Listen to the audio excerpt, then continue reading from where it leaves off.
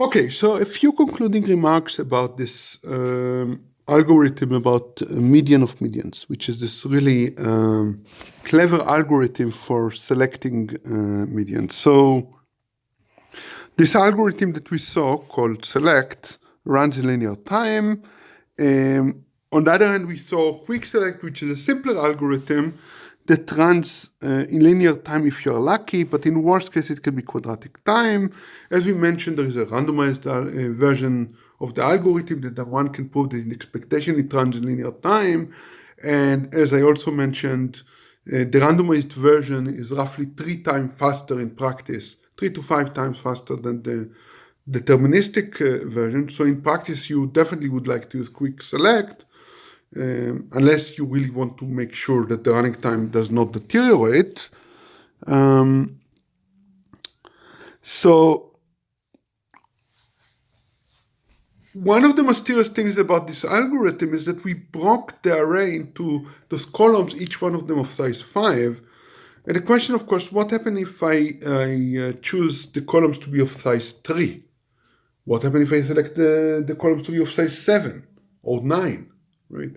So play around, figure out what's going on, right? It's kind of interesting to see why this choice makes sense.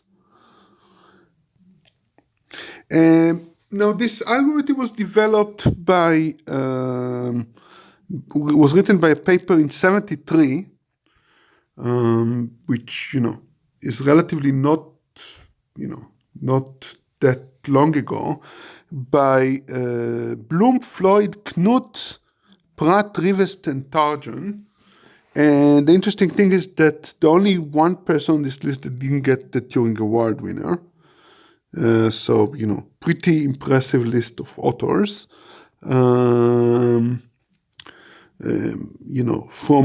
algorithms, data structure point of view, maybe the most famous person is Bob Tarjan, which invented some amazing data structures.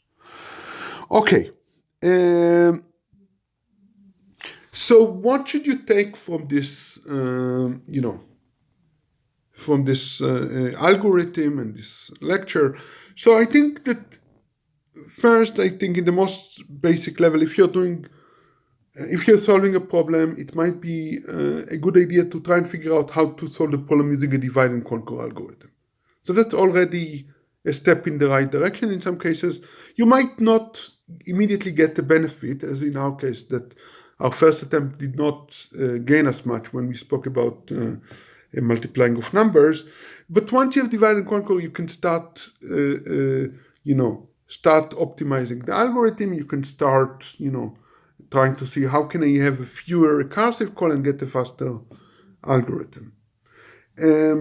So that's the first thing. And this unfortunately means that you really need to kind of look on the recurrence you get for your recursive algorithm and kind of try to get intuition about what you should improve.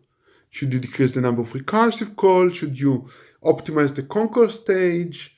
So you need to play around and get some intuition about what's the beneficial thing to spend time on.